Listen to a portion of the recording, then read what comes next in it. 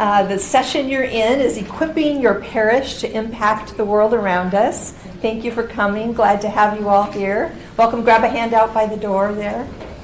And today I've been involved in this ministry for more than 20 years, so glad for the chance to get to share it with you. I'd like to start with some stories of God-given hunger. Hunger among internationals and hunger among our congregations, our parishes. First, Jared. Jared came to the United States from Australia. He was an atheist. He wanted absolutely nothing to do with God. He did not want to talk about God. He was not interested in God. But we built a wonderful friendship and enjoyed time together. He went home and we kept in touch by text occasionally, some emails, a Facebook greeting now and then. 3 years later, he called me. First conversation since he left. He called and it was New Year's Eve. And in Australia, it was already the next day, New Year's Eve my time. And he said, "How are you? How are the kids? How's your husband?" We exchanged pleasantries. And then he said, "Tonight at a party, a woman told me how God changed her life." He said, "Why did she do that?" And we began to have a conversation about it. And then it caused him to then say, "How did God change your life?" It was interesting. Why did he call me? Because I was the only Christian he knew. And this rattled him. Louis came from France. He was 19 when he arrived. We started having these passionate discussions about everything. We try not to come on overbearing or overpowering about faith, but no matter what we talked about, I couldn't enter into the conversation with him without in some way referencing what I believed as a result of my faith to explain the opinions that I held. And I kept thinking, I feel like I'm coming on too strong. I don't mean to. I just don't know how to have these conversations without. So finally one morning, he was staying with us the first 10 days till he got in his apartment. And I said, "Louis," I said, "am I driving you crazy sharing about my faith?" He said, "No, it's real interesting." He said, "I never heard anything like it in all my life." And I realized he was actually provoking the conversations to get me to share more. A few years later, he was only there for one semester. A few years later, we ran into each other in New York and had lunch. And we jumped right in like we'd never left off with this great, wonderful conversation. And after a little while, he leaned back in his seat and he said, "This is so, so good." And I said, "Louis, you're a great conversationalist. You must have conversations all the time like this." He said, "I haven't had a deep discussion with anyone since I saw you last." We take for granted the depth of the fellowship and the meaning of life we share together. And we don't realize how so many in the world that are lost live at a very surface level and don't get to have deep, meaningful conversations about what life's all about. Shia came from Germany, but her family was Hindu, all originally from Sri Lanka. When I met her for the first time, she was wearing a cross necklace. I said, "Shia, tell me about your cross." She said, "Oh, I am a follower of the Christian God." And I said, "Really? How did that happen?" She goes, "Well, I prayed to the Hindu gods. They didn't answer my prayers, so that religion is a bad fit for me because it doesn't work."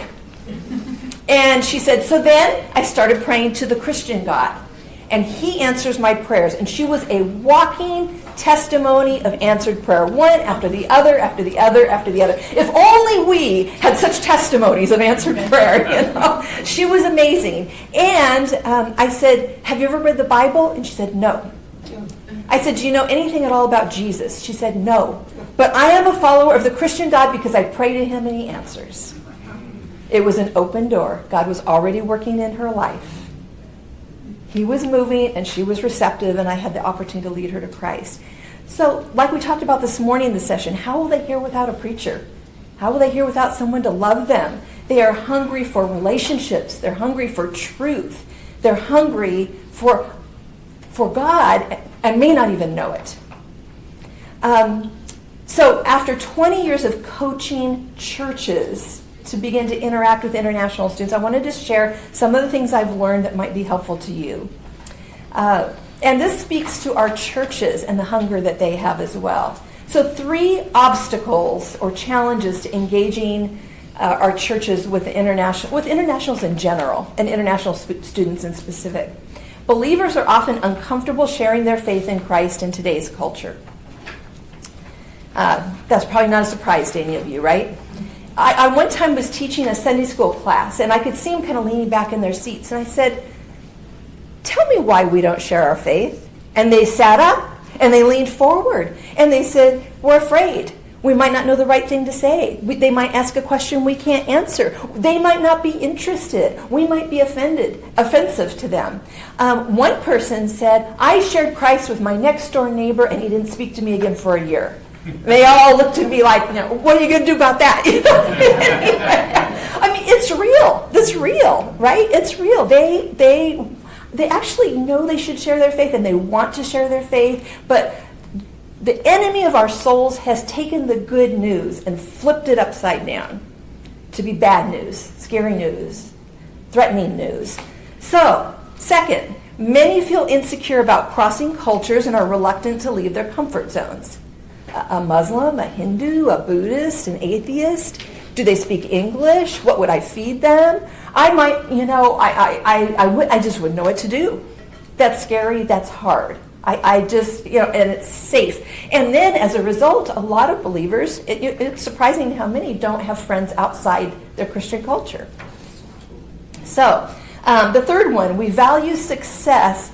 But the minute you start crossing cultures and sharing your faith, you're going to make some mistakes. We're all on a learning curve. And we don't like to make mistakes. Then people come back and say, "That was a bad fit for me. That ministry doesn't work. I'm no good at it." No, it's not that you're no good at it. You're learning. And learning how to sensitively navigate cultures. And we can't teach you how to navigate every single cultural nuance you're going to encounter. So you learn by walking with the Spirit, and you actually do start to gain a skill. But it takes time and it takes courage. So the hunger in our congregations is to overcome these obstacles. And when I have coached people through, and they start to learn how to comfortably, naturally, appropriately share their faith, when they can start to navigate cultures safely and generally successfully, even to the point where if they make a mistake, it's not a big deal anymore. They can laugh it off and work it out. And when they can start to, so when they can do all those things, they get excited. They start to trust God in new ways. They start to be out there meeting people wherever they go. If we can do this, then we can share Christ with our neighbor. Even in the church, sometimes Republicans can't even share together well, right? So let's learn to share more broadly. It's a gift to our churches. It's an arm of discipleship to increase in capacity the entire congregation. And that's what I'll say to pastors sometimes is, I'd like everybody in your church to run through a year or two of international student ministry. Befriend a Muslim, a Hindu, a Buddhist, an atheist, somebody from Asia, somebody from the Middle East, somebody from Africa, somebody from Latin America, and then they can stay in this ministry if they love it and are called, or they can spin off into any ministry your church offers, better equipped to engage with people of different beliefs, better equipped to function as salt and light in a sometimes challenging world. And that benefits the entire church. So, how are we going to get there? First, establish a prayer circle of 2 or more. To seek God's direction and strength for this work. Jesus said, "Follow me, and I will make you fishers of men. And unless the Lord builds the house, the builders labor in vain." I can't even begin to know how to jump into this ministry without committing it to faithful prayer. I have a prayer team that meets around my kitchen table every Tuesday morning, and we literally pray out the strategies for the coming week or the coming month or the coming season or the coming year. Lord, give us your heart. Lord, show us your way. Show us who, show us where, show us what. Praying over those things and watching God's plan unfold, and it can become powerfully fruitful. Number 2, discover possible ministry partners in your area. Find out what's already being done and discern God's call to you. What is your part? And there are so many ways to do an international student ministry. So if you see one and say, oh, we couldn't do that. Or you see another and say, no, that's just not a good fit for where our church is or for where I am personally. That doesn't matter. There's 200 other ways you could go about it, and one of those could be a great fit for you. So just a few suggestions: roles for individuals, an American friend to an international student, a housing host, a prayer partner, a language partner, inviting for holiday meals, offering transportation to an event, or even a doctor appointment. Some communities have better public transportation than others. So the transportation can be a huge blessing to a student.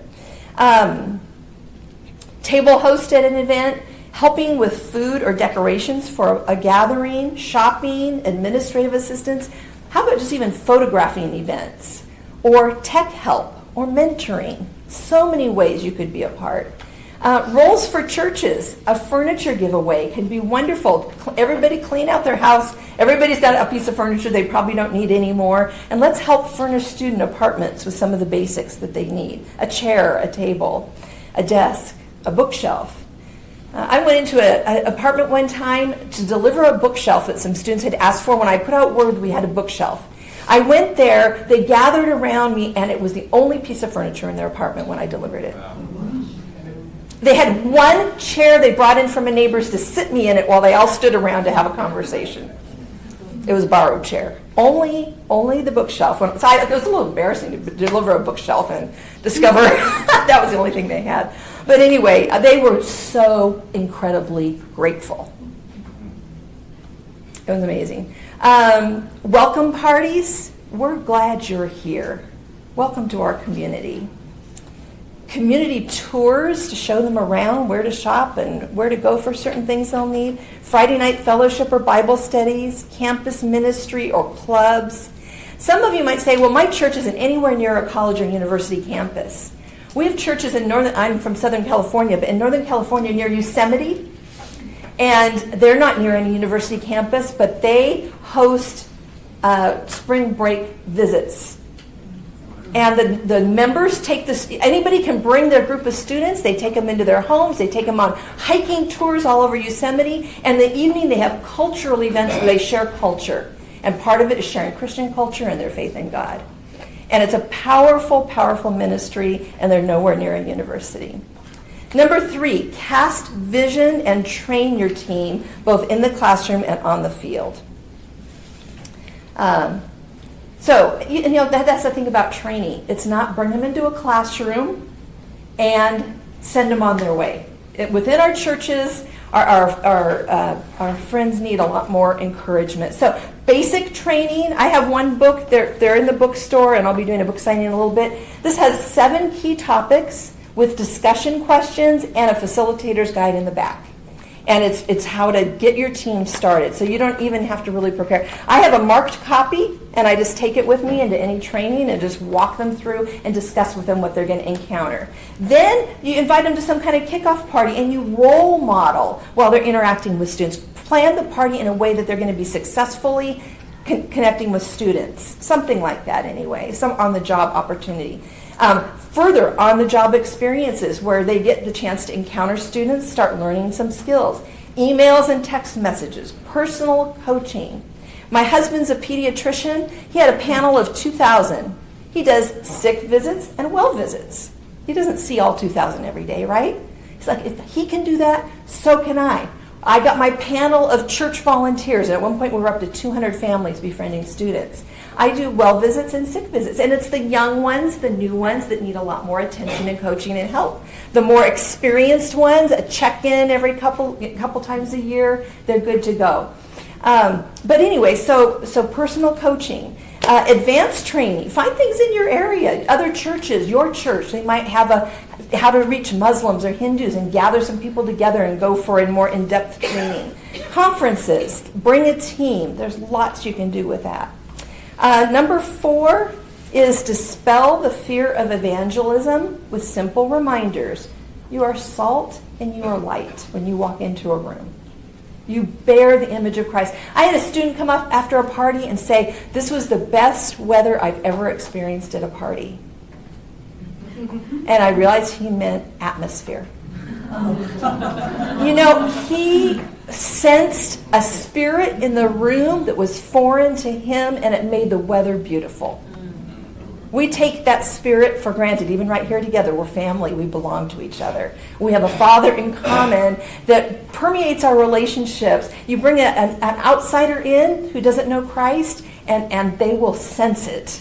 And we don't even know they're sensing it. So it starts when you enter. So discipleship begins when an international student enters into a caring relationship with a follower of Christ. Because they'll tell you, oh, well, I can maybe invite them over for dinner, but I can't disciple.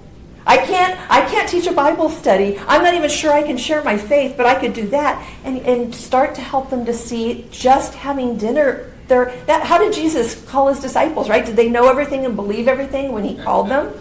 It's just entering that relationship with somebody who follows God, and it spills out of our life into the relationship. They can do that. Every single one of them can do that. And it's a growing experience as they see God give them the right words for the right questions. Keep telling the stories.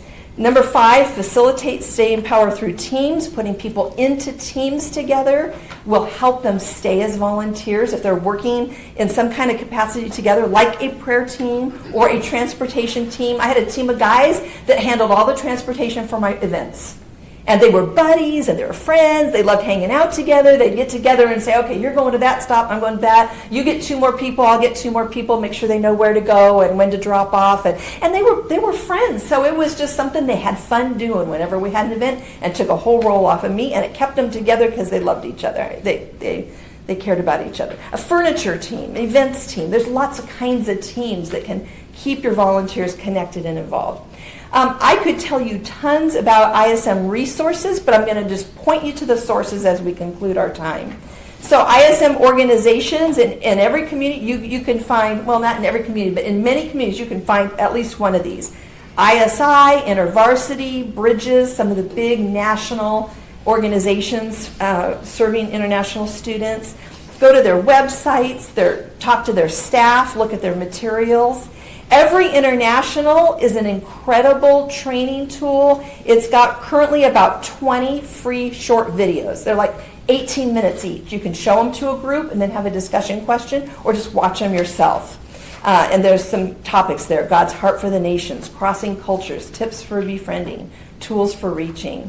Lausanne Movement ISM has 9 free videos right now. They're 3 to 6 minutes. They're short, and they're really helpful, and they're free. Free is a good thing. You can go to the Lausanne Movement ISM website, or this one here on the paper. ACME is the Association of Christians Ministering Among Internationals. It's a network of people working in churches or organizations with international students across North America. Great source for conferences, for connections and networking, questions, things like that. So I want to turn it over to questions, but as I wrap this up, the world is hungry, and the church is hungry to be living fully on mission at the front edge of being able to share faith everywhere we go. So Jesus, I just conclude with the story Jesus told when he fed the 5,000. And when they were hungry and the disciples said, let's send them away. And what did Jesus say? You feed them. You feed them. And right now there's 1.2 million international students in the U.S. alone. God brought them. It's up to us to feed them. So, questions? Yes? On number 3, where it talks about casting a vision and training your team, basic training, is this from your book? It's one sample of how you could do that. Okay. What are the 7 topics? 7 topics, since I'm glad I have it here because it'll be easier to remember. So, let's see, where's my table of contents? Right here. Okay, so the first one is catch the vision. And that's part of what I did today, even though this topic wasn't vision. You can't do anything without vision, right? Everything we cover needs to have an element of vision to it. Explore different points of view, because how churches and parachurches and campuses work together, and students with Americans. So you spend a little time on points of view in your training to help them begin to recognize the different ones that will emerge that they'll be encountering. And there's a guide to go through that. The third one, approach students with realistic expectations. And there's even a discussion of why would students enter a relationship. There could be a lot of different reasons. They might want to practice their English. They might want to see some local sites. They may need help just initially while they're getting settled. And if you see, well, this one had this thriving relationship and I don't, you can't compare. You really can't compare. You're available for what God wants to do through you for whatever season. I had one student, I couldn't get him to respond to any of my invitations, so I gave up on him after multiple tries. He signed up for a friend, he didn't choose to accept one, that's fine.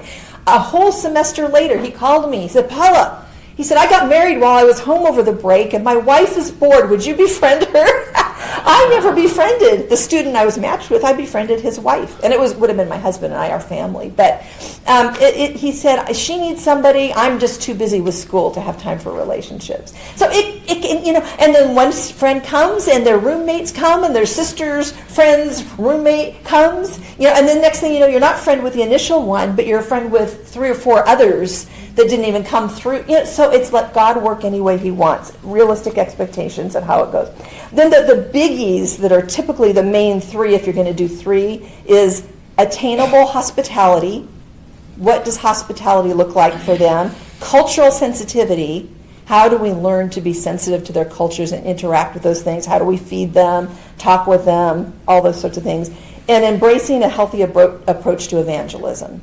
If you only did 3 topics, those would be the 3. Hospitality, cultural sensitivity, and what evangelism looks like. And the final one is discern your role.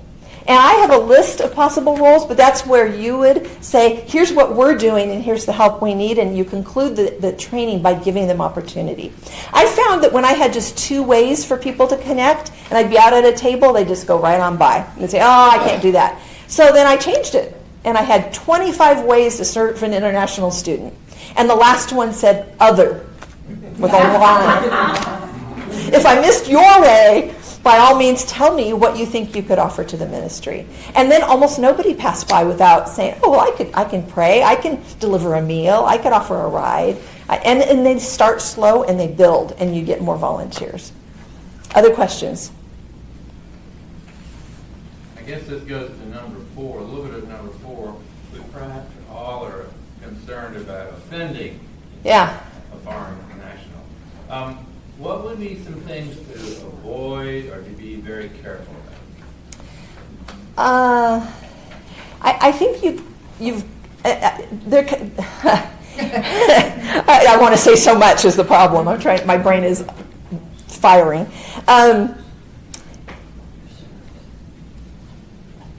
One person told me, and I think that this is true, that cultural sensitivity cultural understanding will only get you so far. So we could take people into the classrooms and we could do extensive training on Muslims and extensive training on Hindus and all these things, and then you meet your one student, and that student's an individual. What do they think and what they believe? So it's not a matter of knowing volumes of information. It's cultural sensitivity that gets you farther than anything else. Just being perceptive and alert and listening to the Holy Spirit, listening to your student. And when you start to get a bristly response, you just back off. When you see an open door, you enter in, and you kind of figure it out. One of the students we befriended was from Afghanistan, and it was right after the war had started, so my husband and I said, let's take him and give some extra attention. Who knows how he's feeling right now, that all this news is full of war with Afghanistan. Well, he showed up, and he looked like he was from India. And we said, tell us about your culture. He said, oh, my family's all Indian. And I said, oh, well, how did you come from Afghanistan? He said, well, I was born there. He said, but I was raised in India. I was raised in Germany. He said, so I consider myself German. So who's going to teach you to befriend an Afghani, Indian, German? And I said, is your family vegetarian? And he said, well, my family is vegetarian, but my dad and I, we have to have our burgers. So, again, you learn from them. So in terms of what to avoid, be listening, make sure the relationship is very interactive, so it's not me doing for you, it's us growing a friendship together. I'm learning from you, I'm learning about your culture, I'm learning what you think and believe, I'm interested in you because I care about you as a human soul, and then I have the opportunities to share who I am as a human soul. And they tend to do well with that. while you begin to navigate cultures and understand the other person's culture, there are, when students of other faiths come and stay with you, they will be coming outward with certain struggles that they have theologically. So what training do you give to your people? For the theology? Yeah, to understand what Islam means and what Hinduism means and what Buddhism means. Okay, it's an excellent question. Okay, like I said, this is basic training, right? Because how much can you give one person in an initial training without terrifying them and they will never participate? So you got to give bite-sized pieces to get them started. That's the first thing. We talked about advanced training. Advanced training is exactly what you're talking about, where you'll go deeper into some of the religious beliefs. However, and I don't have something for that because there's just different things out there that you can access for that in different communities. And you may have different demographic of students in different places. We might be heavily Indian in one place and you might be heavily Muslim in another, so where you want to focus is different. But another part of that is two things. One is I tell people to learn from your student some of those things, like the pillars of Islam. We could teach you the 5 pillars.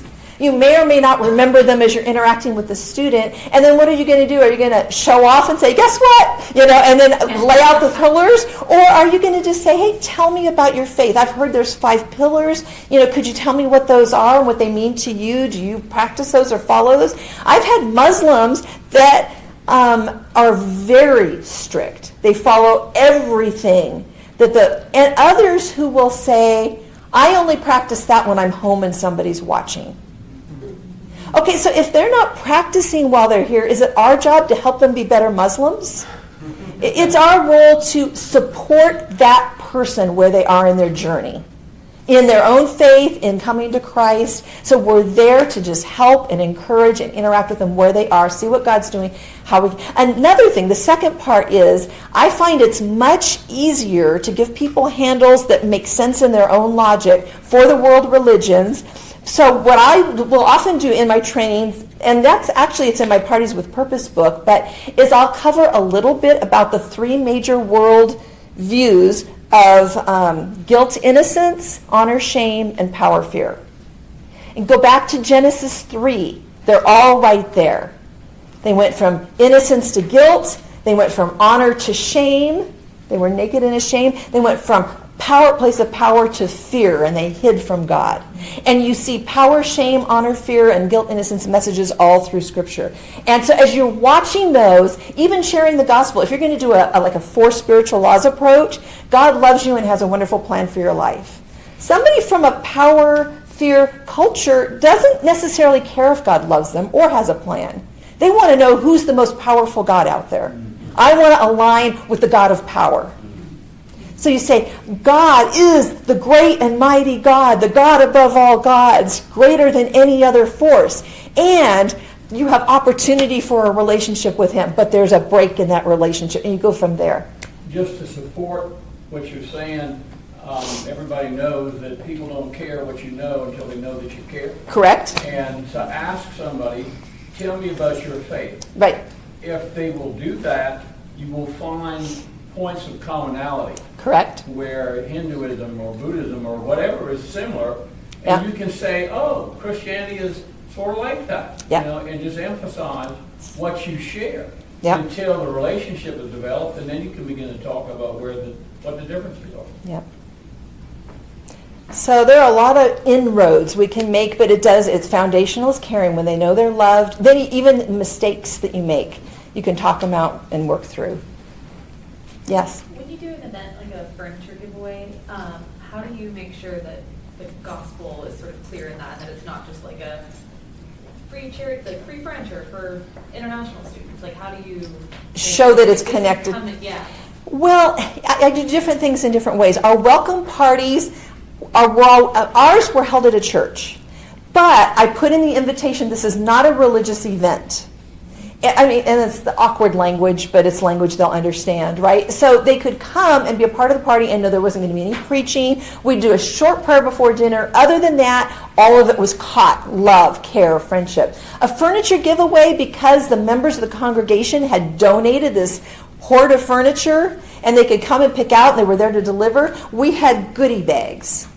And every person that got furniture got a little goodie bag. It had a little bottle of water and some school supplies, and it had an invitation to church and how to get a ride, and say the people of this church donated the furniture to welcome you, and they want you to know you're welcome to come join us on a Sunday if you would like to. And then we also would have a table where they could sign up to have an American friend.